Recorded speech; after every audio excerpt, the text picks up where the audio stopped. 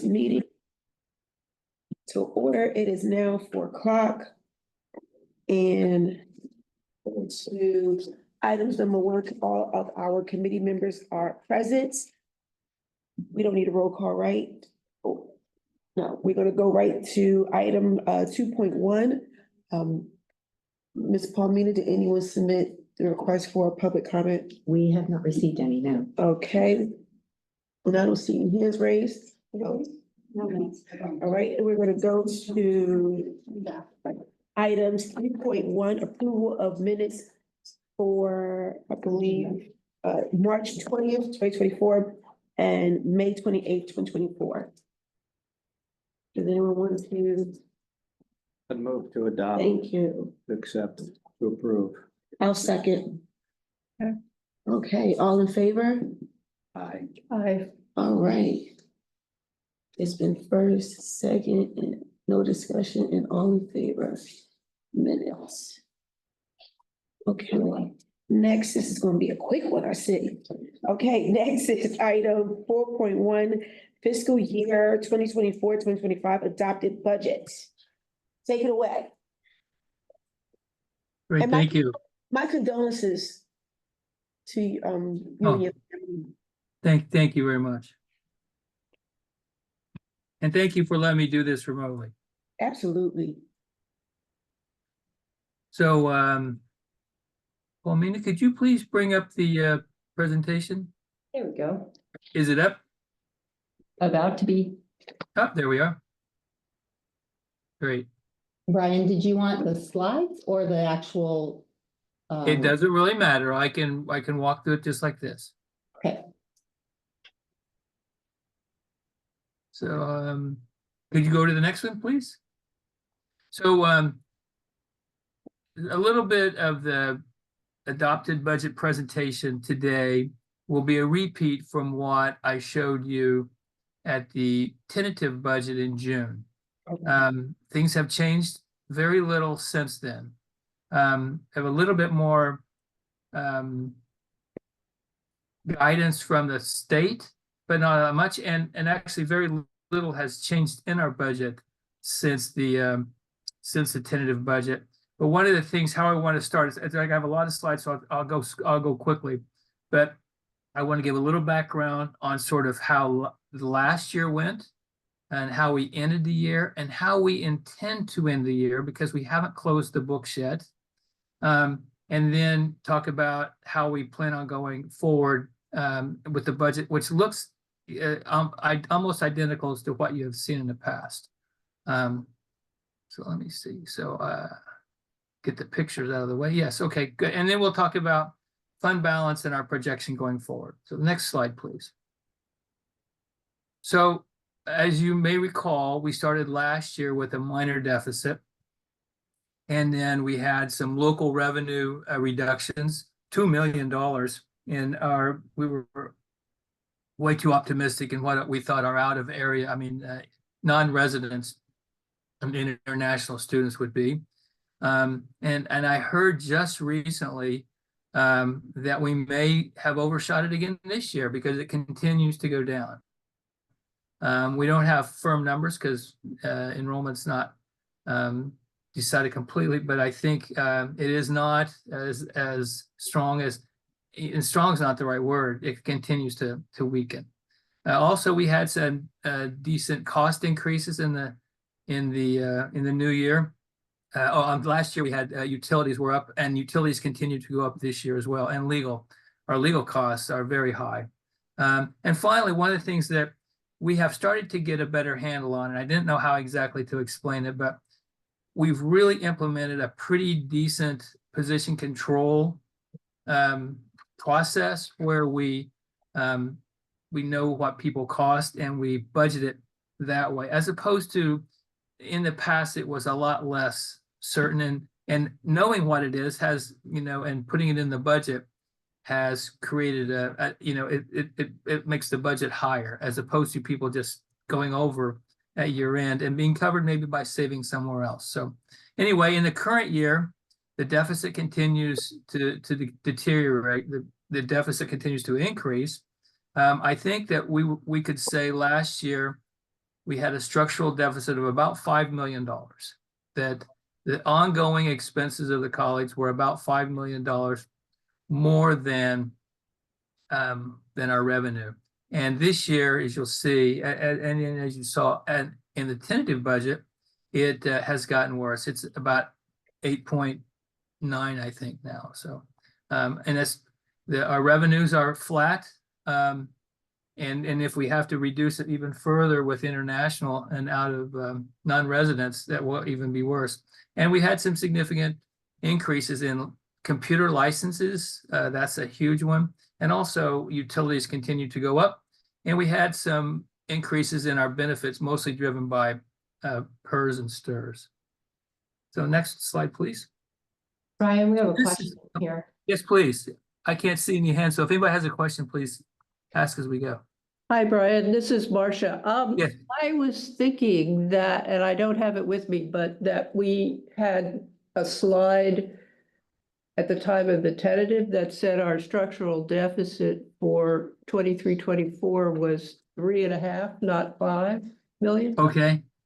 Is that changed?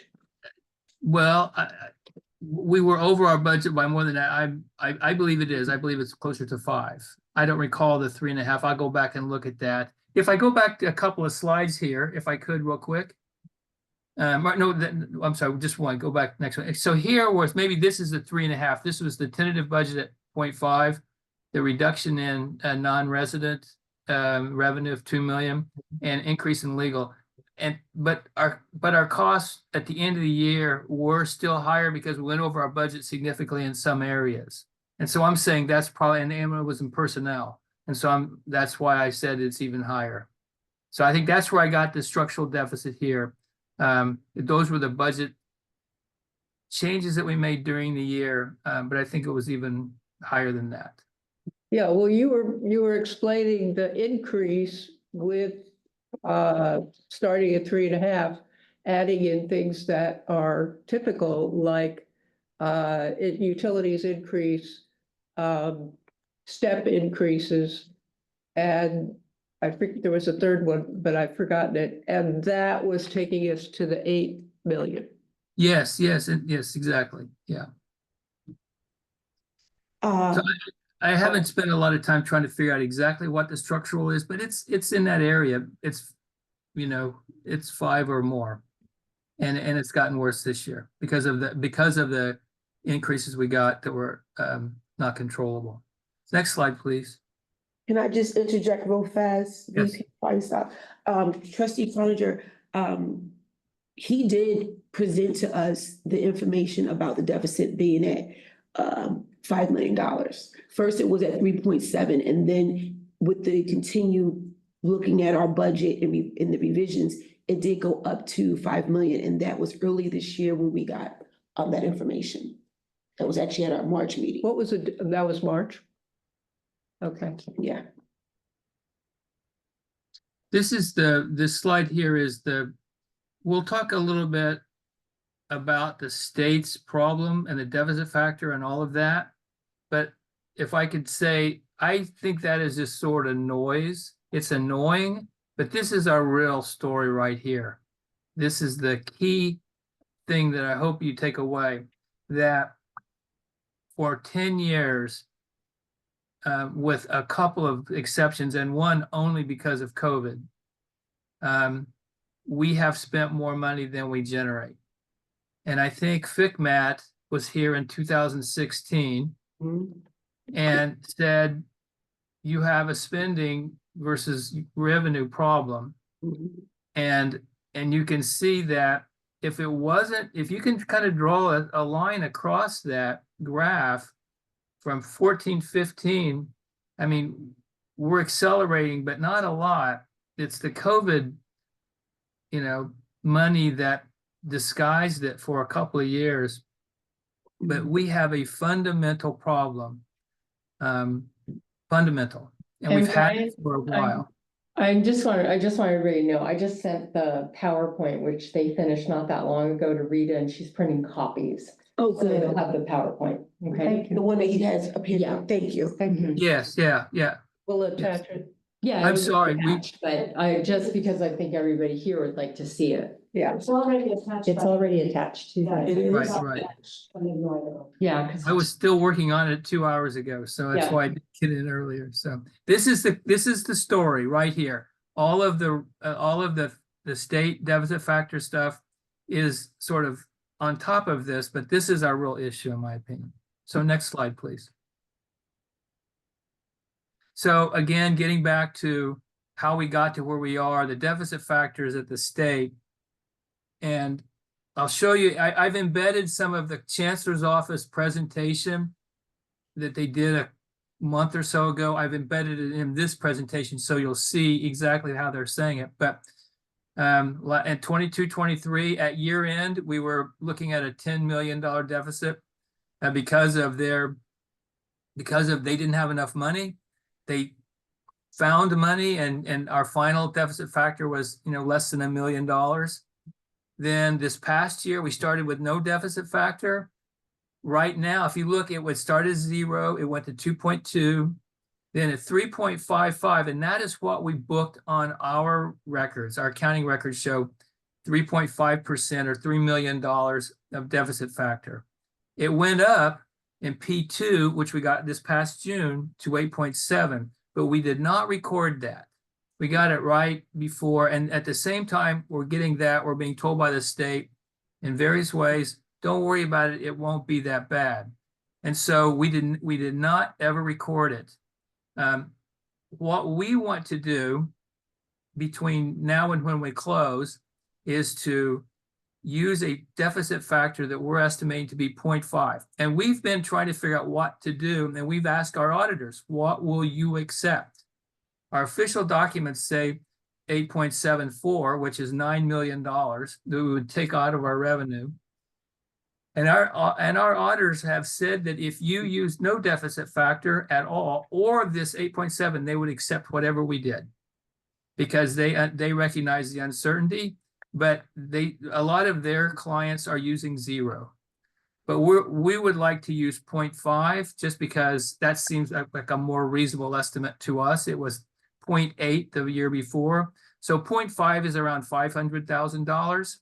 So one of the entries that we need to do between now and when we close is to recognize that amount of revenue from the 3.7 that you see there at 3.5. We were going to recognize 3.2 million of that as revenue and have a deficit of only 0.5. So that is our our plan going forward. We have some other changes at year end we'd like to do, and we will close the books completely, I think, to mid to late September. Our audit is in October. So we're still working through some of the final adjustments there, but that's one of them. That's one of the big ones we need to do. So next slide, please. So here you have the deficit factor, which we never booked. And this is what, if we actually had the revenue the state has to give us, we would be booking a deficit of $12.6 million. We did not ever do that, but that's what it would look like. Next slide, please. Brian, I'm sorry. I'm sorry, when you said that, were you referring to 23-24 or next year? The forward? Yeah, everything I'm talking about right now is still last year. Okay, so it'd be the 12.6 million for 23-24. Correct. We would have used $12.6 million of our fund balance. He said that at the June meeting too. That we were gonna Right, use. exactly. That slide is from the tentative budget presentation. And then I just want to show you, this is what our books look like today with the actuals.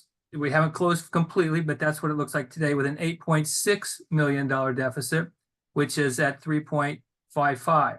We would like to increase that revenue at the top where it says 116 million. We would add $3 million to that. And so that deficit would go down to 5.6.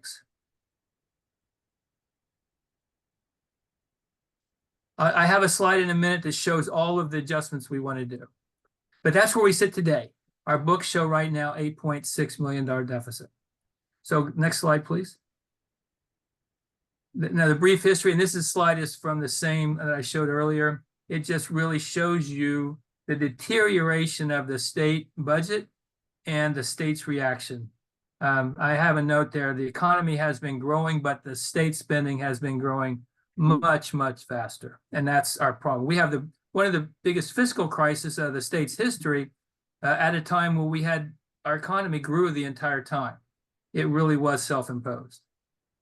Next slide, please.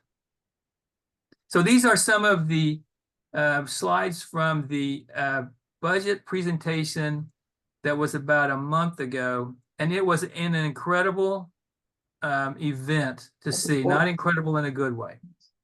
Next slide. Some of the things that you will see on this, you will never see anywhere else. So it says here that this budget is framed by $45 billion of deficit this year and $30 billion next year. We also had a $30 billion last year, right? These are billions, right? And yet, then you read on, no cuts to our core community college programs. So how do they do that? They use reserves. They took money back from us in other areas. You remember last year, they took all our scheduled maintenance money to pay for the COLA. And they've taken back money last year for programs that we had. We gave money back for a couple things, but one very large one, the Learning Assisted Employment Program, LAPE. I think we gave them back $2 million for that, which then they're now giving us for operations. So how else do they do that? Next slide, please. So they're using, these are ongoing expenses for us, and they're using $8 billion of their reserves, one-time money, among other things. But it took years to build that up, and we're using $8 billion of it at once. They said, oh, they're going to deposit $1 billion more in there. I don't understand that math. So there we go. So next slide, please. So they're also reallocating last year's unspent monies, that just like we did. We sent back some money, but they've taken money back in a number of programs. Next slide. And this is the part that is most amazing. Hard to say it any other way. They're taking $400 million of our money this year, and they're paying us for last year. And then they're taking money from next year, and they're paying us from this year. Yeah. So, as I like to say, mathematically, this is correct, but it's not accounting. It's not, I don't know what it is. It's math, but it's not accounting. So that is $500 million of the money that the state has this year. They're using to act like we had that money last year. This is Bernie Madoff went to jail for this. Robbing Peter to pay Paul. Mm-hmm. Yeah, so there you go. So yeah, robbing Peter to pay Peter. So so next slide, please. So this is the truly amazing piece. So here we go. P2, a revised P2 shows that this is from their slides. And the top here, you see in the top right-hand corner, wherever I use their slides, I tried to use their little emblem because that's where I got this information. P2, a revised P2, remember it was 8.7 was what the deficit factor is. Here, this revised one says 7.9, and now they're doing a recalculation early. Now remember, the funding documents are advanced apportionment, which comes right at the beginning of the year, P1, which is about mid-year, P2 right at the end of the year, and recalc usually happens like at the end of the year or February the next year. They're doing that early. And the reason they're doing that early is because they already know the scheme they're going to use to pay it off. So you see our deficit factor in this presentation goes to 0. Okay. They're taking $700 million of other found money, and they're paying us for that. So this is, again, this is not an official document. This is a presentation, over Zoom. But this is, so our official documents still say the 8.7% deficit factor. So there's, yeah. Next 8.7 slide. or 7.9? Yeah, I'm sorry, go back. The bottom number is Yeah, 7. their number here in the what they call the revised P2. Going back to see what we had before. If I could add, that's the average when you factor in the few campuses that are basic needs. Oh, I see, that it is, okay, that's it. I'm sorry, you're It's right, usually right. wide, so, That's why. yeah. Yeah, our deficit factor was 8.74. On average, because of the basic aid districts, is 7.9. Anyway, so but that in this calculation goes away. Next slide, please. So this is the current year, 24-25, the budget year where we're adopting the budget. And the deficit factor that they have given us is 2.2. And we have also been told that they plan to make that go away. So in the adopted budget, we have no deficit factor. It shows our full earned amount. The hold harmless amount. I'm not sure if it's a whole. Anyway, it's the full amount of money that we should be getting in the current budget year. We've not entered any deficit factor. That's why I was showing on that graph earlier, assuming no deficit factor, and that still shows us at almost $9 million deficit. So they're going to have to figure out a way to come up with that $446 million that they're short. You can see the advanced apportionment revised is 6.8. Have they paid us based on the deficit factor or based on the assumption it will be reduced to 0 so far?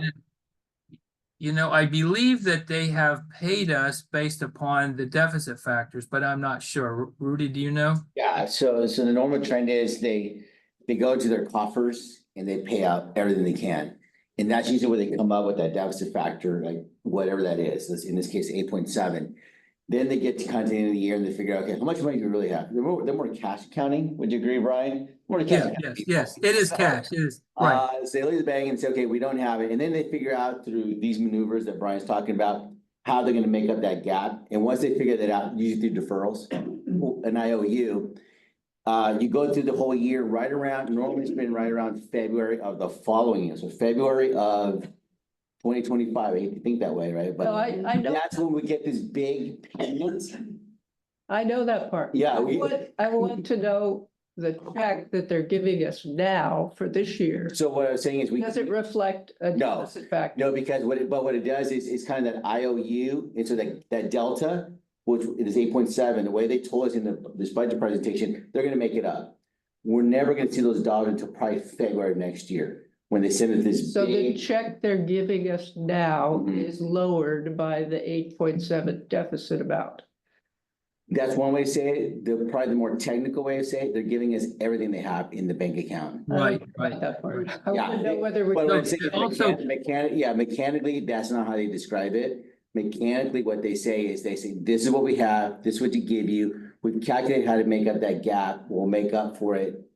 Right. And I know that these are nuances of language. I apologize, but What that's. I'm interested in Yeah. is cash flow. Yeah. If we're getting paid less, do we have a cash flow issue?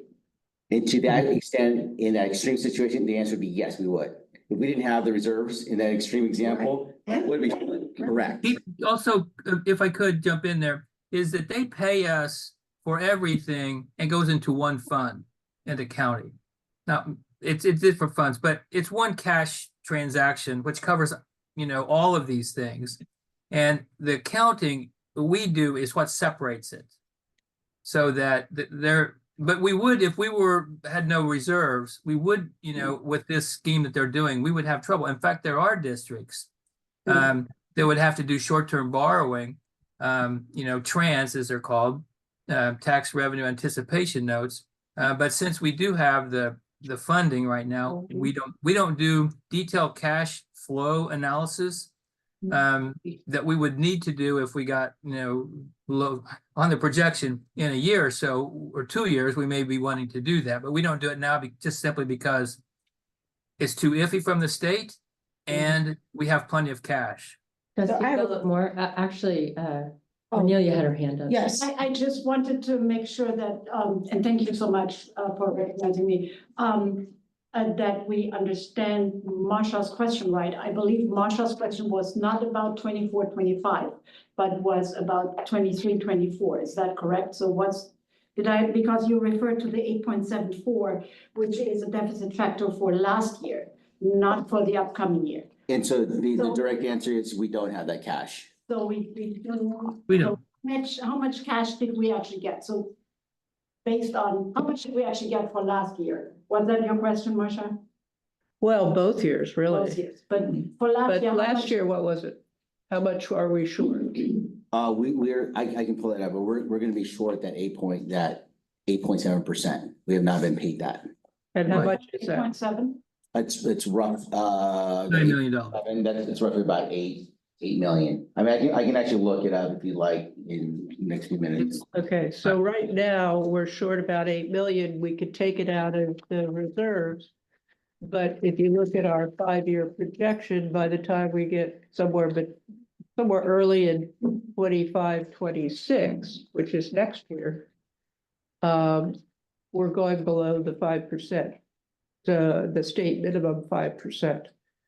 So it seems like we should be doing a cash flow pretty quick. If that's the direction that you want us to do, I would say that is not our primary. That I can go back to the chart. Our spending is our problem. The cash, we have cash. Cash flow is not, I mean, we can make that our priority that we do, but I would say analyzing our space and our spending would be a much better use of our time. Then we can do a cash flow and we will. I'm sorry, I don't mean to argue with you, but yes, I just Well, don't think that's our issue. I don't wanna take I don't think it's our away- issue. I don't want to take away from analyzing our expenses, but I am concerned that I don't want to be surprised that we don't have the cash all of a sudden and we're talking about a loan. but we're not at that point right now. We're getting within a year of it. Okay, so I have a question. So for clarity, we did receive some money for last year, we received it this year. Yeah, so what they do is they do, like right now, they did an advanced apportionment and they say, okay, we get this chunk of money, let's say 100 million, say 120, just to make it even. You're gonna get 10 million every month, and they go 10, 10, 10, 10, 10. There's always this holdback because of the deficit factors, right around March or so, they say, we're gonna probably hold back a big chunk of money from you in June. And So, that's what we don't know. So to trustee Corringer's direct answer is, we never receive all the money. And it's even in a bigger hole when they have these deficit factors that they project. okay, hold on. So what I've heard so far is there's going to be this check in 2025 around February, and that's going to make up the delta. Okay, I understand that. Did we already go through that same process for 2024? Did we get a check to make up some delta, but they shorted us $8 million? Is that what I heard? Yeah, so I think if I remember right, the history of it, there was a cash crunch years ago where there was a process where we do a cash flow projections for that reason. But because of the reserves, we have the luxury right now. And so, but if we didn't have it, you are absolutely right. No, We would be- I understand all of that with the reserves. I just wanted to understand, we did get a check, but we didn't get what we should have received, which is why we still have this deficit. Right? The deficit is independent of the cash flow. Okay, so we did get a check this year, but it didn't cover everything. And then this next big check is not until February of 2025. In the interim, because we have reserves, we're able to be able to compensate for that lack of money. Correct. So if like a real quick example, so let's say we get to the end of this last year, we're 10 million short, just making up that number, right? What we would do is from a cash flow perspective, we would be short the 10 million. We book it as a receivable. We still recognize all this money due in the receivables, like you owe me, Right, but there's no cash there. The only thing that's helping us is that we have these reserves. right, okay, Mhm. okay, so I have that. When we get this check in 2025. Yeah. And let's just say they are gonna give us all of it and not partial. can we take some of that and replenish our reserves? Oh, it goes it goes right down into it goes, Yeah, but it falls to the bottom, but Okay. our operational amounts are still deficit, so it's not necessarily gonna replenish the reserves. Well, because not we're replenish drawing- it, but some of it can go to the reserves, right? If they were to give us all of our money. in so, 2025. okay, so I guess, okay, now I'm gonna get a little accounting. From an accounting perspective, the accounts reflect what's been earned and what's been expensed. So in the reserves, it's already reflected there, but the delta is like, is short because of the cash, like. And that's what makes this whole process difficult. The accounting always reflects what's been earned and what's been expensed. So the reserves will always show, like in this case, this 10 million I'm making up, the reserves will reflect that we have this 10 million. The cash, though, is like a check in transit. It just takes, it take months before we get the actual. What I think I'm hearing from you, and I want Uh-huh. to clarify that, is the fact that we are, showing an $8 million, $9 million deficit going to be cured when we get the check the next February. We And the hope. answer to that is no, because our structural deficit is different from what they owe us. We're putting that, what they owe us, we're including in our budgets. Okay, so my last question is, because of all of this juggling act and uncertainty, I know that we're doing a great job with trying to look at where we are spending excessively in areas that we shouldn't be spending. I know that the team is doing a good job in those areas. And I also noticed that comparing the tentative budget this year to last year, although our salaries are higher compared to the June report that was just given us, it's lower than last year from what I noticed in the tentative budget. My thing is, are we going to tighten the purse strings before the close of this year? Or are we already in the process of doing that? Well, I think that's what the conversation is going to be when we have the study session where the trustees go over the recommendations from the budget sustainability work group. Okay, Because there is a need to address the structural deficit both this year and going forward. But need to know what the board thinks of it based on the recommendations that came from Cambridge West. okay, thank you. All right, I'm done with questions for right now. We're doing a poll. We're about to do a poll for that. Thank you, VP Feinstein. Sorry about the interruption. Just want to make sure I'm hearing everything correctly. You can continue if you're not done. Okay, ready? Okay, the next slide, please. This is another one that's unfortunate, is that the Chancellor's Office is who we rely on for advocacy and also for guidance and expertise. And they have been historically underfunded. And while community colleges in general are not taking any cut, they're taking almost an 8% cut to a very modest staff anyway. So that's I know they think they're taking one for the team, but they hurt all of us when this happens. So in this next slide, please. The difference in expertise and resources that the Chancellor's Office provides today than it did 15 years ago is pretty remarkable. So here's the things, and I say, and yet there's more money for certain programs. So although everything I just said sort of pointed to, oh my gosh, we don't have any money, they still were able to give a 1% COLA for those districts who are eligible. They funded growth for those districts that are growing. And they did provide COLA for certain restricted programs, which I'll show in a second. No money for deferred maintenance, and there was no increase to these big categorical programs, Strong Workforce and C. So next slide, please. So these are the programs that are receiving a COLA. not, not many, but these are important ones to do. And the student-centered funding formula is receiving a COLA, which increases the rates they pay for credit, non-credit. It does not, because we're paid for more students than we have. It will not affect our overall revenue, but the rates are changed. The next slide, please. And there is obviously need for to expand the nursing program. So they do have 60 million set aside for that. And they say, and I don't have any idea if this will be something we apply for, but there is a process beginning for that. Yeah, I don't think we're applying for it because there's like, it's only going to a certain number of districts and we wouldn't be competitive for it. Got it.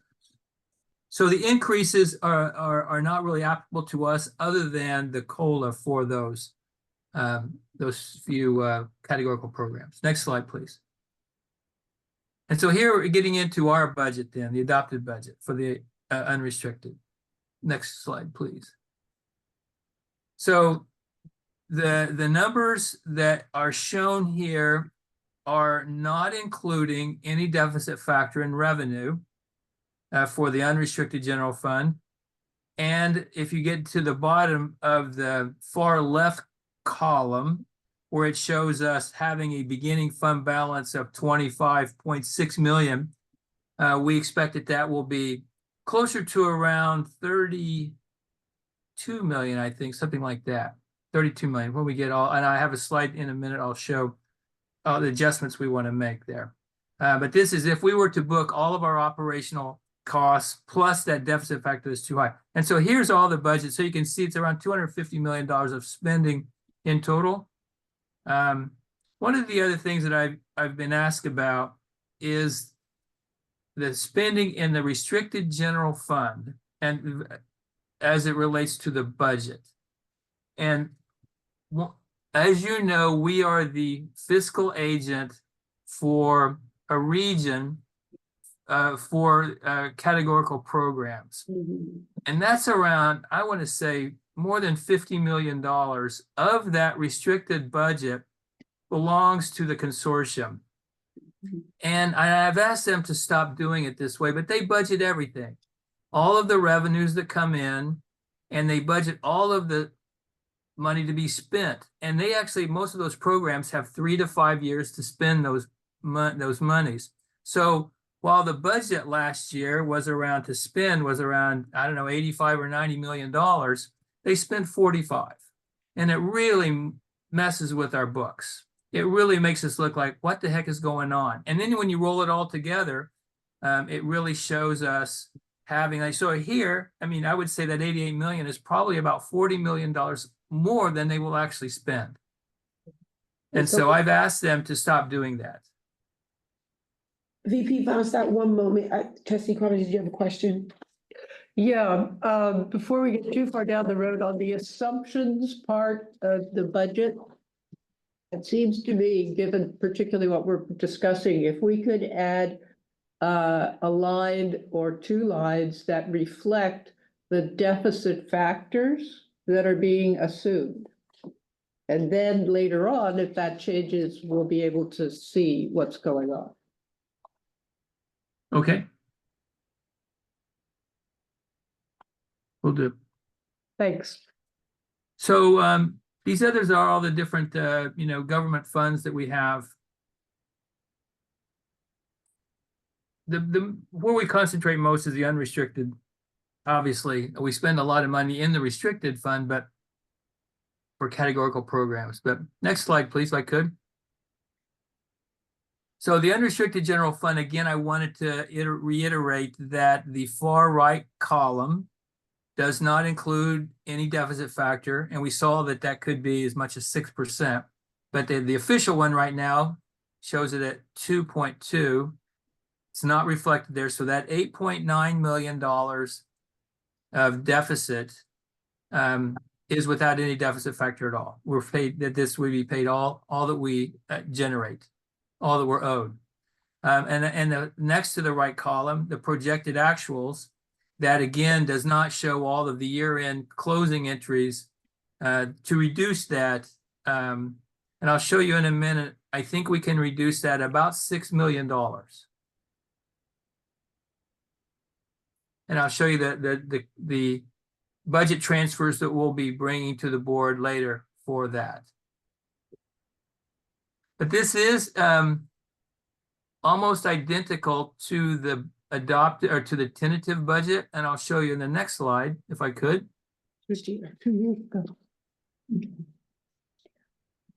So this is the tentative budget on the left. And as you recall, a month or so ago, we realized that we had left out a couple of people. And so we brought a budget revision to the board, and it was approved for salary adjustments, which added $131,000 of expense. And so we've gone from $8.8 million deficit in the tentative budget to 8.9 in this one. Again, assuming no deficit factor. So as you remember, last year we had a lot of adjustments between the two. This year we just have that one that you had already approved. Next slide, please. So these are just a little bit of a longer explanation as to the different things that make up the money this year. Next slide, please. I'm sorry. I'm sorry. You said that slide are just some proposed ideas on how to make up the deficit? No. The slide before this? Yeah, the slide before this. No, it was just talking about the revenue. Please go back if you would. So this is the revenue for the year. We got a slight increase in COLA, which it doesn't raise our rates.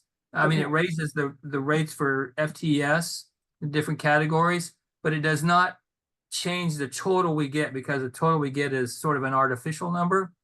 Property tax were increased by property tax revenue increased, and then that just reduces our apportionment.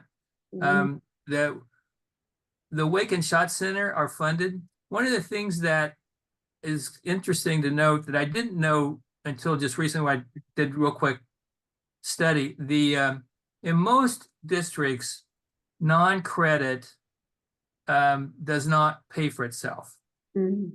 It doesn't. But one of the things that helps us is that we have two centers that are both grandfathered in with a higher rate to be paid than you wouldn't be able to open them today. And so because of that, our non-credit program does fine. It covers his expenses and more, which is kind of unusual. International tuition is down from the year before, and out-of-state tuition. Again, these are ones we're going to have to look at based upon the enrollment numbers that are coming in right now. And if there are changes, we will bring those to you very quickly. Next slide, please. Go back to the other one, if you would, real quick. So here, if you look at the total revenue of 117 million, and you can compare that to our budget, our adopted budget last year of 119. So we've had some changes in there, reductions of international. So we're budgeting that we would have more than our actuals this year, but not much. But lower than our original estimate last year. And if any deficit factor comes in there, then obviously that projected actuals will go down. Okay, next one, please. And these are on the expense side. We do have PERS increases of about $1 million, where our utilities continue to go through the roof. CalSTRS, other benefits. So between our licenses for computer applications, utilities, and our benefits, that accounts for most of our increase.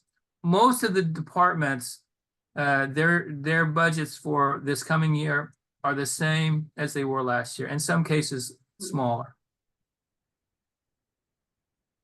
That was a successful outcome of the budget process this year, is that we were able to find areas that we could reduce to cover some of the increases that we were getting. Next slide, please. So here's, it's kind of hard to read, but this is just to show you that if there's one line in the middle, salaries and benefits as a percent of total expenditures, we're about 85% all the way across. In each one of the years. Oh, a total other spending, what's that total other spending is? 18, $20 million something. Okay, next slide. Again, some of our expenses are going up, utilities up by $1 million. And as you know from your household bills, the utilities are really a lot higher. And that's one of the things that we're trying to get our arms around. And we just, as you may recognize in the room you're in, we just put in a much more efficient and operational HVAC unit on the roof using state deferred maintenance money. Yeah, but we're using this room. It's the rooms that's not being used. It should be comfortable today. Some days it's not. Okay. Okay, next slide, please. Okay, this is an area we're trying to reduce, and I'll show you that in a minute. We were 3 million last year, so we reduced it there. We're trying to, my goal is to have communities, if I think of these auxiliaries together, community service, the campus store, food service, and parking, then my goal is to make enough money in community service to cover all of that. Okay. I'll show you in a slide in a bit. We're covering some of it. And this year we use some community service to backfill parking. But I think if we do well with community service and we're off, to a good start, especially with our rentals and some of the other things that we're doing, we're really thinking that we could become a major events venue. And we have the right people, I think, in place to help to make that happen, because I think there's a huge amount of revenue potential there. So next slide, please. And Marcia, just so on this one, go back if you would, I'm sorry. The emergency repairs, so you don't have to say, I know that's really low. It needs to be a lot more. That's the one that needs to be $2 million to $5 million. And equipment fund the same way. These are very underfunded historically, and they continue to be today. Next one. Could I add to that, Brian? Yes, please. So we used to put aside 2 million, but it turns out the total cost of ownership calculations are 11 some plus million. How are we going to bridge that gap? Well, again, it would take a major restructuring of the organization to have, if you were going to have $6 million or better to move into the facilities. Before you do that, though, you'd have to say, am I maintaining more facilities than I need? And the answer is obviously yes. Yeah. So that number would go down. Total cost of ownership, if we were right sized in terms of using our spaces throughout the day, 6 days a week, then we would need less. But then we would still have to make other adjustments to come up with that. A lot of adjustments.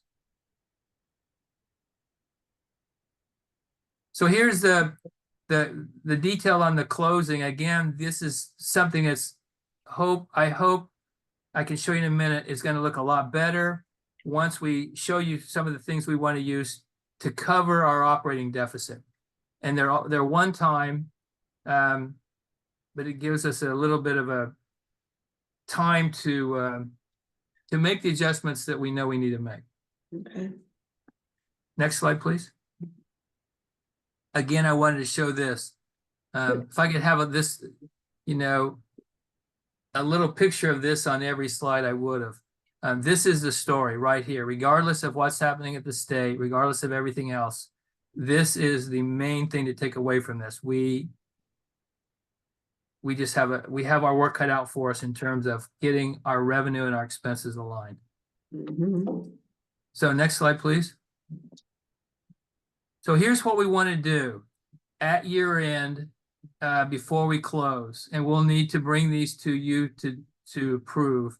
So we're at 8.6 at current deficit, and we're gonna reduce the deficit factor to 0.5, which would give us $3.2 million. We want to use $2.5 million of our COVID fund. I think we have just short of $5 million in that fund. Is that Retention- allowed- is that allowed to be used? Well, that one of the things why we have not done these things yet is we're still trying to figure out the rules and how much of this is allowable. And we won't do anything that's not allowable, and we won't bring you anything that we haven't vetted. But that's, we want to figure out, and some of these things, COVID had some pretty broad categories. So Thank goodness. we may want to, oh, there's an expense that would qualify, there's an expense that would qualify, and gather those up and move them into this COVID fund, which would reduce our expenses. But our goal is to find $2.5 million worth of things that qualify, or to have the state tell us, which I think they're going to say it's okay, is that the restrictions are pretty loose and you can kind of do what you need to do. We would move expenses that we think are allowable over there.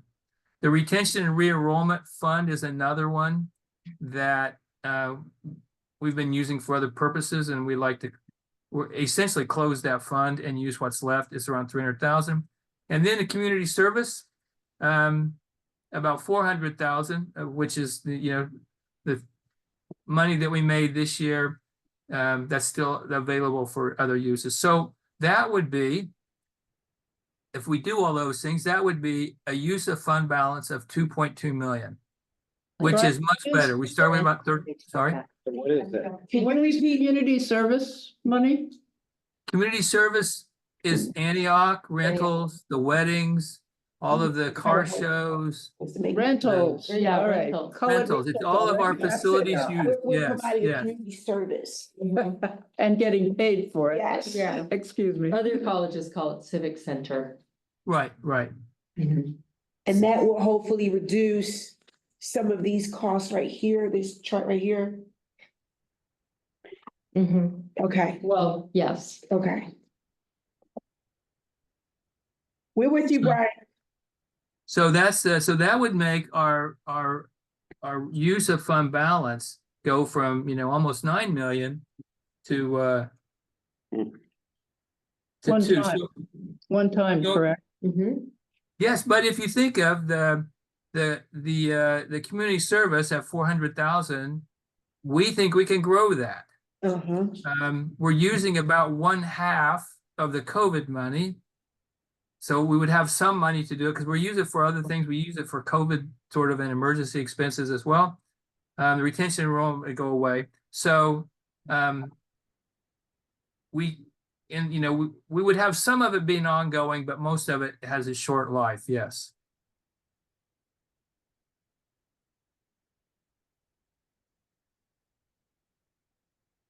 I'm trying to see here. If I look back at the budget, the beginning fund balance for the year in the unrestricted general fund was 34.2 million. So if we took 2.2 out, we would have $32 million of unrestricted fund balance.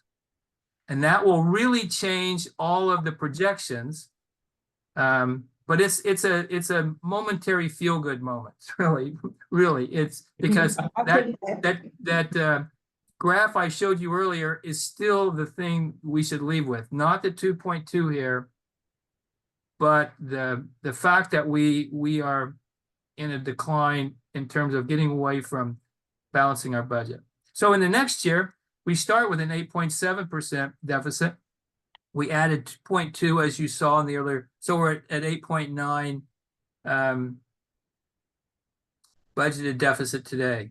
And I put the word structural deficit in on those two. I'm not sure exactly what it is, but it's up in that area. Okay. But so this is what we want to do between now and when we close the books officially in the next 2-3 weeks. And then when we're audited, and we want to make sure that our auditors are good with these, big adjustments. Because you see that's $6 million, $6.4 million. So anyway, we hope to do that. Yes, Rudy. I have an answer on the cash flow. Yeah. So last year, I just confirmed, we actually booked about almost 10 million. Remember the deficit factor was 10 million roughly dollars to us? We actually didn't receive that part until September. So we got a little bit earlier than we thought. This year, we've received all monies except for roughly 8.5 million. Same thing going on again. And so we might get lucky and get it in September this time. Normally, they don't settle out till February, but Right. I'm sorry, I didn't want to interrupt, but I wanted to make Yeah, sure. thank you for that. I appreciate it.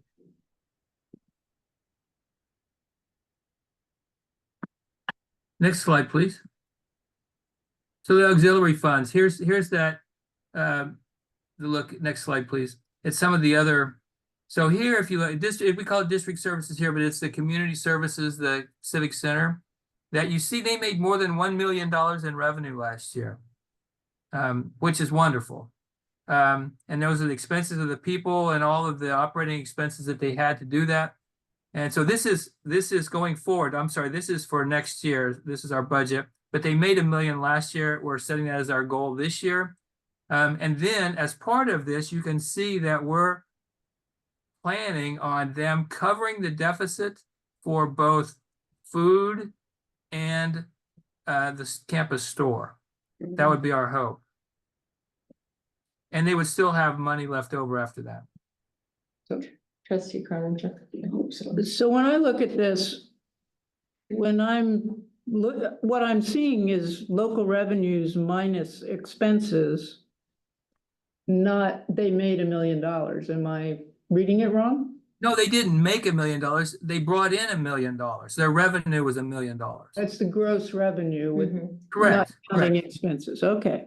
Correct. And they normally, I mean, I'm not sure what their gross revenues were before, but they made money, but it mostly, it wasn't a lot.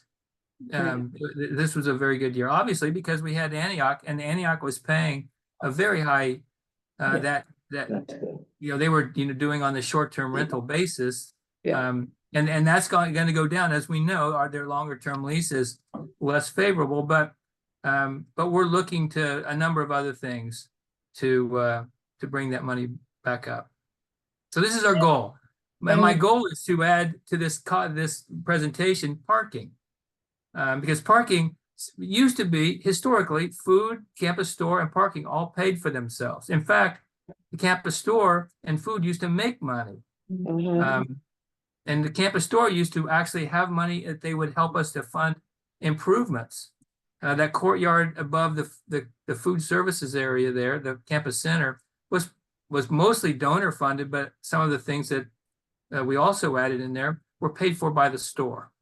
And some of the furniture in the campus center was paid for by the store. So these used to be money making out. And now I'm just trying to figure out a way, so in total, they don't take any money from the general fund. Okay. Yeah. Parking and parking as well. So district services fund, are we talking rentals again? Yes, that's community service, yes. You keep changing the name on me. The name of the fund, I think, is District Services. Yeah, In the code, it's called Civic Center. We've called it historically the Department of Community Services. Okay. okay. And you have reminded me when you talked about campus store that we had a conversation before. They have in their part of the budget, something on the order of 6 million as an ending fund balance. That's But not cash. That's fund right. balance, which is a variety of things. There are inventories in that and other things too. So That's where I was going, and I think we agreed we should take it out because it's not money, it's not cash. We should, I'm not saying this is your highest priority, I'm just saying, as something on our list, we should not give people the impression we have cash there, that we don't. No, I remember you bring that up Yeah. before. okay. So maybe because fund balance is fund balance, because it's got receivables and other things as well in there. So we could, if we wanted to have another report that just shows what cash is. But Yeah. receivables are fund balance. And we're accrual basis, modified accrual basis accounting. So Yeah, I'm not sure exactly. We don't want to show, that Cornelia. people think we have more money, but Yeah, I'm just thinking that we are now like, we now have outsourced the textbooks to, Follett. Does that in any way, if part of the 6 million is inventory, I assume it's inventory and textbooks. How does that play into the numbers here? well, they bought some of our inventory, some of it they didn't buy. I'm not sure exactly, but we've only got 6 months of Follett, in our books right now. So I would say we're still in the transition phase. We don't know exactly what all of this will look like in the end. But our inventory amount should over time obviously diminish as it anything related to textbooks. But we have a lot of other inventory up there, so I'm not sure exactly how it breaks out. Thank you. But also the whole operations, integrating Follett into our operations and getting all that smooth. We're working through it. It's been tough. Procedurally, our technology, their technology, all of that, and we're not maybe as nimble, and neither are they, as we would have hoped going in. So, but we're working through the problems as we get them. I appreciate it. The reason I brought it up is because when the bookstore was being renovated, there was a discussion about the bookstore's ending funds being their money to use for renovation, and nobody else had that kind of money for their own building. And looking at the statutes, the board could spend that money for anything it thought was appropriate. So I just don't want to get into that situation. I want to understand what's cash that could be spent on something versus what's inventory, and obviously you can't hand over a book for a new roof, so. Yeah. So if I could on that, I mean, we would agree that the store food, none of that belongs to anybody. Those are all district assets, 100%. They're all under the board's, This is before your time, Brian, or in between your right. time. Just as classrooms aren't owned by anybody, the assets of the store are not owned by anybody. Yeah. So, Yeah. so I would agree. Certain enterprises, you cannot, take money out for general operations, but we don't have any of those here. These are things that we operate as auxiliaries in support of our mission, and anything they may generate is unrestricted money. And as you see, we've been historically, at least last few years, helping them by giving them money. So everything is subsidized by general fund money, or has been, and I want to get out of that. Yeah. So if I could have the next slide, please. I think we're getting close. Fund balances and projections. Now, as I show this, this is first equipment and construction. This is easier. Equipment, we ended the year with $2 million. Our revenues, modest at 120. We have to spend in a refresh and another number of other areas, all the way up to 1.1 million. And then we're going to transfer in 500,000. So we will go down in this scheme here, $500,000 during the year. In the construction fund, if you divide it up into construction on that line, the construction is district projects, 4.2 million. The PE building, which is a district project, at 7. State money, 4. And then again, these classroom improvements is just another subset of district projects at 200. We get 700,000. I think most of that, Rudy, correct me if I'm wrong, I think most of that comes, the fee that's tacked on to non-residents. Yeah. I think that's the majority of that. It's the, $46. Yep. Yeah. So if Right, we're on that goes down. And we also, we also have the interest that because of the big amounts of money we have there, that's the other revenue generator. Yeah, good, thank you. So So there we have it, between the two funds, $14 million that we would expect to have at the end of the year. We had 17.89 this year. So they're not giving us any state maintenance money this year, so that's from previous year. It is, and we have a few years to spend it, and they're not very, they want us to spend it in a couple of years. We've got some of that money. It's been sitting around for a few years, but we're spending it. We spent about this year. Well, for one thing, the room you're sitting in, we had a $2 million, as you remember, HVAC project. These projects also test, our wherewithal to do projects. We're just, our staff runs around fixing things and managing, remodels and things like that. Things we know we need to do are difficult for us to do. So next slide, please. I think we're getting close to the end. So this is the projection. And then again, with the $6.4 million change that we just talked about, will really change this. But you can see the dark, the black one at the top, projected actuals.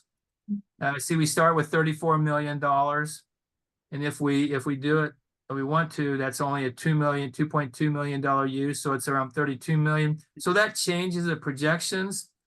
But again, I get back to that graph that I showed you earlier. That is the thing to take away from here. And this also is our, as I've said every time I look at it, this is our projection if we let it. We know we need to do things to control our costs. And some of them we're doing. We're making our classrooms more efficient, which is wonderful. But there's a lot of work to do. So, I mean, this is a very dire looking, if you look at it very long, you need to lay down. So anyway, I think that's it. So question or a couple of comments on this. One is, can you do on this an as of date? So that when we go back and try to compare stuff, it's easier. Yeah, Sure. To see what year you're in, yeah. or a month and year. And then down at the bottom, we're carrying a line for undesignated reserve for deficit.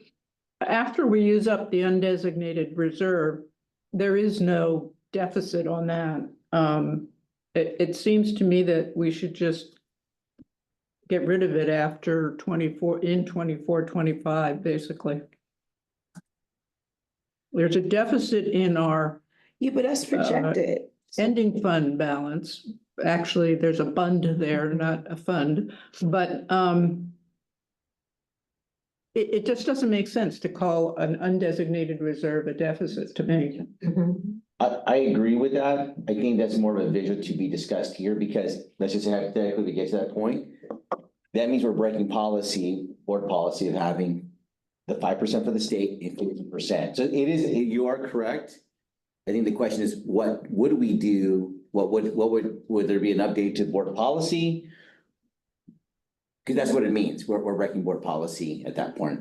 I don't think so, because we never had an undesignated reserve. We just had higher reserves than normal. But if you look at the two lines, so the state reserve requirement, that's 5%. The right, next one's 15% board policy. Right. And and the excess was always above that. right. But you have your ending fund balance is the one you probably want at the bottom. Understood, but what I would say is, like, if you were to keep, let's say 24-25, right, you're at 6.3, that's statutory, you've got to do that. Then when it comes to board reserve requirement, well, the reserve requirement is almost 19 million. But it wouldn't be that. We'd actually have to report something less than that, and it would be less than the 20%, less than the 15%. If I could, another way we could do it, you could add a line in the expense section that says required reduction, so that number never goes below 0. Yeah. So my only comment is, if it says next year at the end of 24-25 that we're $8.3 million in the hole, then there would be a line up there that says required reduction 8.3, and that number would be 0. Yeah. I have a question. how is it that we have an undesignated reserve? Like, is this actual? It's the amount, it came in recently, and it's the amount over the board minimum reserve requirement. And we got it originally from claiming COVID money from the federal government. Okay, So, and some other sources that went into that. so what We've used it up. what I'm seeing here is we have this requirement to have a state reserve of 5%, the requirement per policy of a board reserve of 15%, and this is the money that we have right now. And then right now, we are in a deficit for the undesignated reserve. Because, No, because it has parentheses around the 8 million. That's negative, isn't it? That is- That was just a description short of knowing how do we want to present it, to have this discussion. That's kind of what it was meant for. So this doesn't really exist. No, there's no deficit, there's no obligation to fulfill an Right, undesignated reserve. Right. so, Nice, but Okay. That would be a So great technically, I can idea. ignore that last line. yeah, But if you wanted to sum up what's the reserve balance, right, then Well- then it's 16.9. So if you go up above where it says ending fund balance, Yeah. right, so in 24-25, 16.9, that's just straight. Let's just say we hit that number. Of that amount, 6.3 has to be set aside for the state. Yeah. Whatever's left, 10 million, that's what's left. Now, no, it would it's be. not, no, the board policy is 20% of expenditures. Now, I didn't do the math here, but that should be the one that's showing is 18,969,291. That should be 20%, not 15. Total 20%. I mean 15. Yeah, five, Okay. five, No way. 15, 5 and 15. No, it's 5 and 15, It's it's 20%. 20. Yeah. So That this should be a 20% number of expenditures. if I could too, Mhm. keep in mind, this is just done on paper. Our bank, our fund balance and our cash and all of that is one balance number. Okay. And so it's not like when we say, oh, our reserves, it's in Wells Fargo and we operate Like it. separate accounts. It's all one Oh, number. account. And Okay, so this is all something that just happens on a piece of paper and we can make it look whatever you want. No, no, no, Like at this the is- end this of is- this year, we're gonna have, $25.6 million. That's no, I the like number that we this have. because it shows us that that Yeah. we are meeting the requirements for what the state expects as far as reserve Yeah. and what we have already put as a policy. I'm Yeah. okay with this. Well, I want to be clear, 24-25, we would not be meeting board policy at 15%. It would not. We would not be what? We're not meeting, That's what I'm trying to say. In 24-25, our ending fund projected balance is almost 17 million. With 17 million in the bank account, we have 6.3 that we can say covers the state requirement. Mhm. What's left is 10 million. Well, that's short of the calculated 19 million that we need. Yeah, We would be in violation of board policy. right. So either reduce the board policy or don't get into that situation. No, we want to see that though. Yeah. All right, let me, And that's why we said it this way, to see how you want to better present that reality or projected. No, we need to know when we're using money that's below board policy. Mhm. There are certain reasons we're supposed to be using it for, and they're basically unanticipated things. okay, well, we got a long list of stuff we like, so I just got it here to consider later on. Okay, what time is it? Okay, anything else? VP Feinstock? I don't want to hold you up. That's it? No, there's. You got questions? Yeah, I would like to ask if we could also look at the restricted general fund. Today, that's in the budget on page 8, I believe.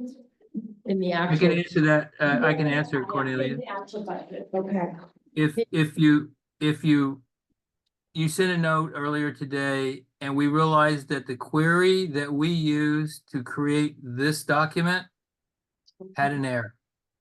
And that error we've been using the same query. The consortium adds funds and closes funds, and our query wasn't picking some of those up. So our budget in the system is fine, and it never changed. But in our reports, as they were moving, adding, deleting funds, we weren't picking them all up. So the documents that we showed about the adopted budget were wrong. The whole document or just that page? Just, That one column that adopted budget, we 324. were running, everything else on the document is correct. Okay. And our financial system is correct. Page Our 8. budget change Okay. didn't change. The document that we presented was not picking up all of the funds. Okay. Okay, that was this earlier question I asked, but, I'm not sure if you received questions about the projected actuals for 23-24 before, because I mean, it looks like very good news that we are showing a $40 million surplus there. Can we go to that slide? Is that also? It should be the, let's see, slide. Brian, do you remember which one? Just so we can just have the visual on 12s. It's not in the PowerPoint, I don't think. Yeah. It's not, and this is, It's not the summary one? It's in the budget book. it's in the budget book, and The budget, okay. I thought we had, I thought we. hey, we did not, know. But this is also where they budgeted like 80-some million and we Yeah, spent it's- 40. It's, are you talking, well, we do have it on page 21, yeah, the summary. make it bigger. Okay, page 21. Well, okay, There we go. it's on this document now. Yeah, right there. So Okay. page 8. Page 8, yeah. Yeah.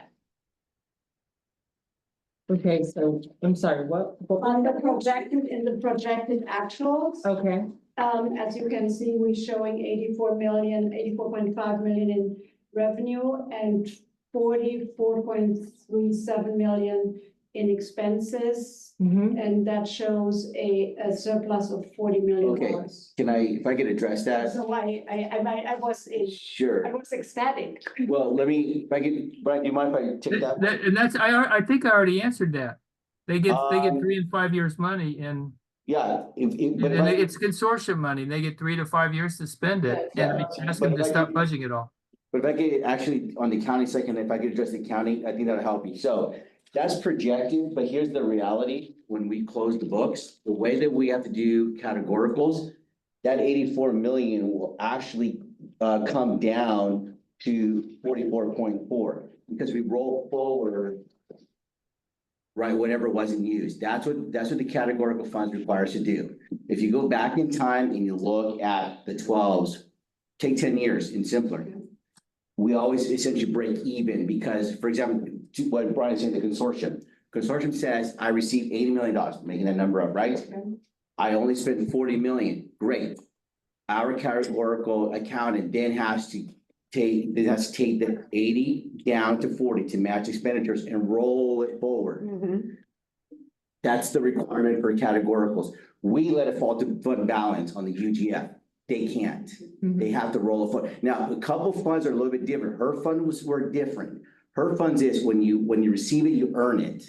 This is, you know this about revenue recognition. Revenue recognition is, for most accounts, is when you receive it and you have it, you earn it, you report it. Categories is different. Yes, you receive the money, but for the consortium, you haven't actually, like the 84 million, they haven't earned it because they haven't done the work yet. So you have to roll those forward. So this is a revenue recognition issue here.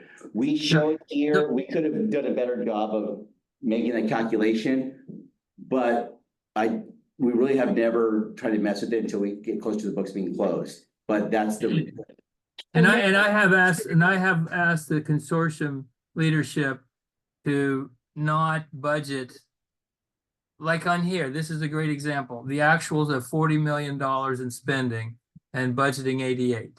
I've asked them to figure out, make an estimate that's close to what they think they'll actually spend, and we'll go with that, rather than budgeting all of the money every year, because it really does. It's a big variance that is. If I could have you go back to page 4 of the presentation real quick. Okay. And while you're doing that, I just want to say, part of the problem too is spending down that money requires all of the member colleges within the region to spend their money in their internal Yeah. system. Yeah. And then for them to request the money from Timely, us, yeah. like we become an ATM, we don't give them money. Right, right. They spend it and then then they draw it down and we send it to them. So that's the other problem is we've got a whole nother, we got, Yes. you know, 8 Right. other colleges slowing it down I was, too. I was gonna There- there- suggest. There is enough, I'm sorry. I was gonna suggest because of that very thing where it was a misunderstanding that it was our money and it's not, and we could just put an asterisk and then put the footnote. Mhm. This is That- reflective of the consortium's fund. This is not revenue or profit or whatever you want to say it. I'm not a CPA. yeah. Money.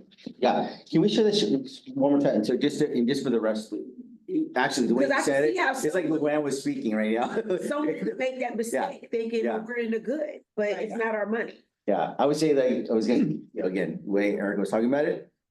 Perfect, based on how Luann educated us the other day. But yeah, what I want to show you again, just, I think you already saw it, but look at the highlight, 21, 21, 22, 23, 24, right?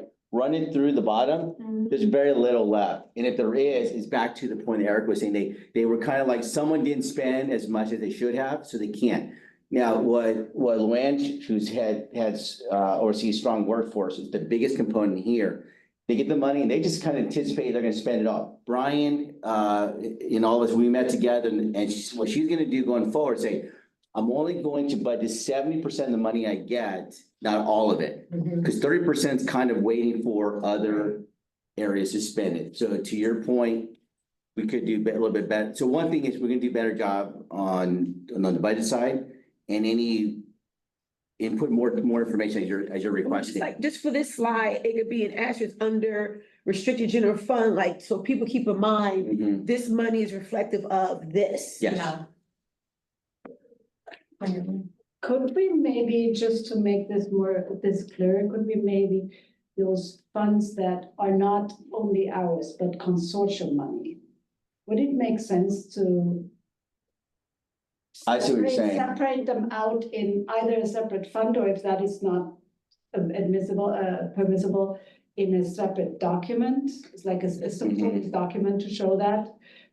So that we can see what is actually not ours. It's kind of like, it's really difficult if we are mixing up our monies and pretty much a community money Yeah. in one document. Mhm. If you think of the purpose of this fund is to take categorical money and we get it every year and we spend, almost all of it. The detail of this and all the categorical programs are interesting and important. But I really feel like we're off on we're talking about the font. Yeah. This is not what we should be talking about. I'm sorry, but it's just not. That's why I went back to that graph. That is what we should be talking Let's about. go to the graph. This is $50 million. That's not ours. That runs through our books. This is what we should be talking. This has got to be what we talk about. And it's been this way for 10 years. And it's really getting a lot worse. So I'm sorry, but I just, No, it's fine. So on Fund 12, is it solely SCRC regional dollars, or are there other categories in there? there's a minor amount that carries forward every year, but Okay. that's not, So it is. And those I are, think- each one of those are in a state program that has that NOVA reporting or whatever. It's very Right. closely monitored. Right, I think what would resolve this is that there were a footnote that said, these are restricted funds. They include largely the South Coast Regional Consortium regional dollars and the following categoricals for the college. I mean, I think that's the only way to do it, because it doesn't matter. It really doesn't matter, because those funds can't be used for anything other than what they're designated to be used Yes. for. Yeah. Okay. Period. They can't help us in any way, shape, or form. So let's just articulate Yeah, I that that's what it is. I agree. I think that's what I suggested. I But agree. I think he wants to really go back to this bar graph, Yeah. or I'm sorry, this chart. We're ready. Brian? Did you I'm have, sorry. did you have another comment you wanted to make? No, about- no, no. I was just trying to direct us back to what I think the Yeah, point of we're the ready, Brian. thing is this. It really is. And it's important that we address it. Yes. Yep. Does, And that's my presentation though. Thank you very much. Oh, no, You. thank you, you. thank you. We have I think his hand up is first. I'm sorry, I didn't know your name, sir. Yeah, hi, Brian. You know this, but the board may not. I'm the new, my name is Jamie Campbell. I've been here before for public comment, but I'm asking a question as the new chair of the Planning and Resources Committee. And we have the responsibility of ranking faculty new and replacement equipment requests that come through program review. So I'm asking my question with an eye towards our ranked requests, which from last year, which were approved by the Academic Senate, but not funded. And I just want to see in the budget, first of all, where such money to fund those things would come from. Is that from Fund 41, the equipment fund, Brian? Okay. Correct, it is, yes. Yep. So which line, would it be just in line 40, supplies and materials, that would fund the program review requests that go through TNR? If you want to slide, Brian, on that one, it's like towards the end of the PowerPoint presentation. Yeah, I'm looking for it on my computer here. It's it's the one that we worked on, right? It's on page 35. Yes, it shows, yeah, it's the, The equipment replacement and the instructional equipment block. Okay, so that's slide Right. 30. Bring that Mhm. like over here. And if you and want. this again, this gets right back to the same thing where we're not putting that 700 or that $650,000 we put to construction from the general fund. And just as that's grossly inadequate, so is the 500 above it.